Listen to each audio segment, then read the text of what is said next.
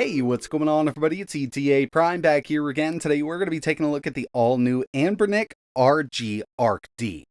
As you can see, we've got a brand new design that we haven't seen before from this company. And I do want to mention before we get started, they're actually offering two different variants of this. What we've got here is the ARC D, but they're also offering the ARC S, which is coming in cheaper, but with that, we don't get access to Android. It doesn't have a touchscreen or internal eMMC storage. Initially, when I first saw images of this online a couple weeks ago, I knew I had to get my hands on it. I'm a huge fan of Sega Saturn, and obviously they took a lot of inspiration from the Saturn controller. And it really does kind of give off a new age Game Gear vibe. One thing I'm really loving about this are the conductive pads they opted to use under the front-facing buttons and the D-pad. They feel absolutely amazing, and I'm actually really loving this D-pad, but obviously we are missing some things that we've seen on other handhelds from this company, i.e. analog sticks or even just a single analog stick, but that's not what they were going for with this handheld. Now it is possible to go ahead and plug in a USB controller up top with one of the USB-C ports and play emulators that do require those analog sticks or at least a single analog stick, but for me, I'm totally fine with the way this is set up. I know what kind of games I'm going to be playing on this, and there's still thousands and thousands of games that we can play on this device just fine with the buttons we have included on this device.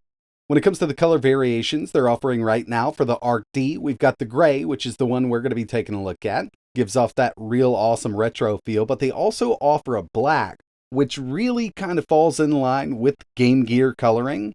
Now, like I mentioned, they're also offering the ARC S, which is the one that's only going to be running Linux. And with this one, they're offering these in two different color variations. There's a black transparent and a blue transparent. So with this design, they obviously borrowed a lot from the Sega Saturn controller, but we've got a lot more built in here, like dual front-facing stereo speakers. On the bottom here, we've got dual micro SD card slots and a 3.5mm audio jack.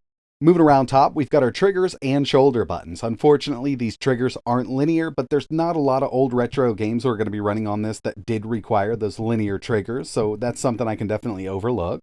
We've also got our power button, mini HDMI, and two USB Type-C ports. I think they've done a great job with these buttons here. Like I mentioned, we do have conductive pads under all 6 of these buttons.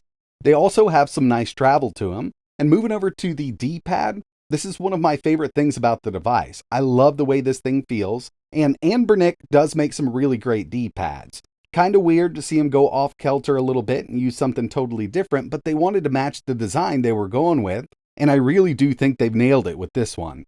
Now when it comes to the specs of the new RG ARC D, for the CPU we've got the RK3566. We've seen this in several handhelds, so we've got a good idea of what we can really emulate with it.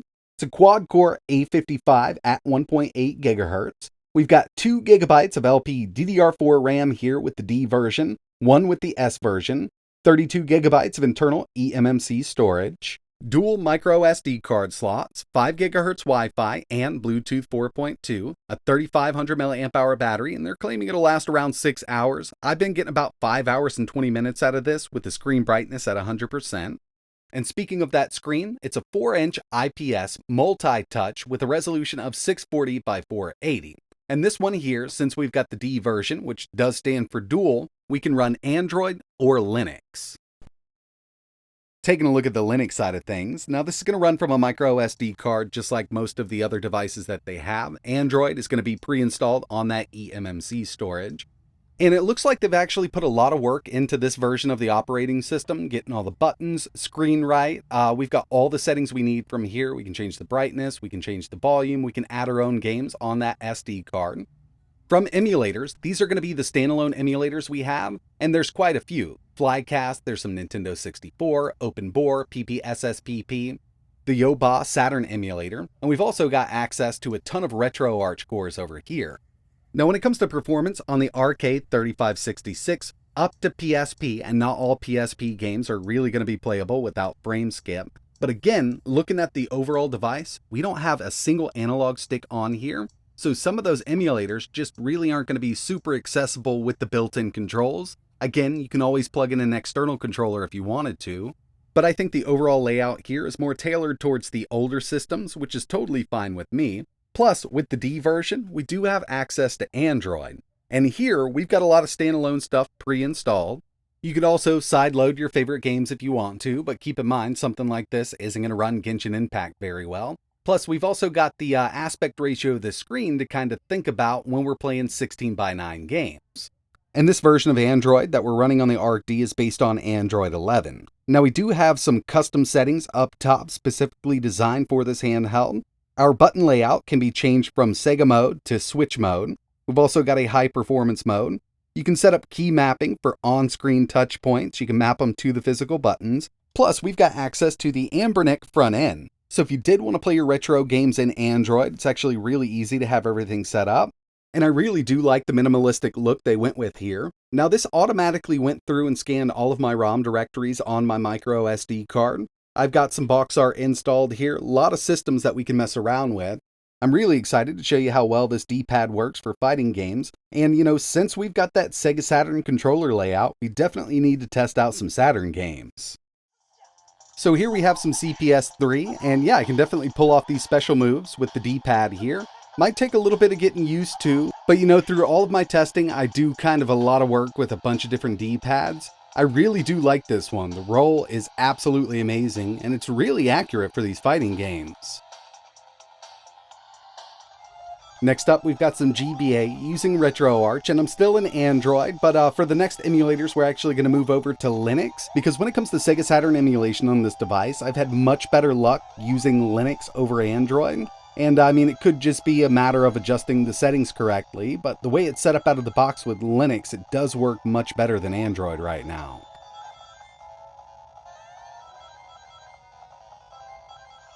Now we're in Linux with some PS1, and when it comes to these games, there were a few that did require the DualShock, the original DualShock, but they're few and far in between, so there are a ton of PS1 games you can play with just the D-pad and the buttons we have here. Now it's time to check out some Sega Saturn, and we're using a standalone emulator here in Linux. I've noticed that a few of these games have really low sound, and it's not the handheld itself, it's actually the emulator. Going between a few different games, some of them, are full volume, some of them are really low. I looked through the settings, but I couldn't find anything to kind of get the volume up in the emulator itself. And I do have that frame counter on screen. You can see we're really close to 60 FPS, but there's a lot of frame skip going on. The Arcade 3566 has been used in a ton of devices across the board, and we've got a lot of different back-end development going on with this chip when it comes to emulation. And right now, I think we're kind of at the point on what the 3566 can do. It's good up to a lot of the PSP games with some frame skip, but that's about it. We're not going to be doing GameCube on this chip or anything like that. Now, there might be some 2D games that do work, but I wouldn't have my heart set on getting this and running GameCube games and PS2 at full speed. That's not what this thing's about right now.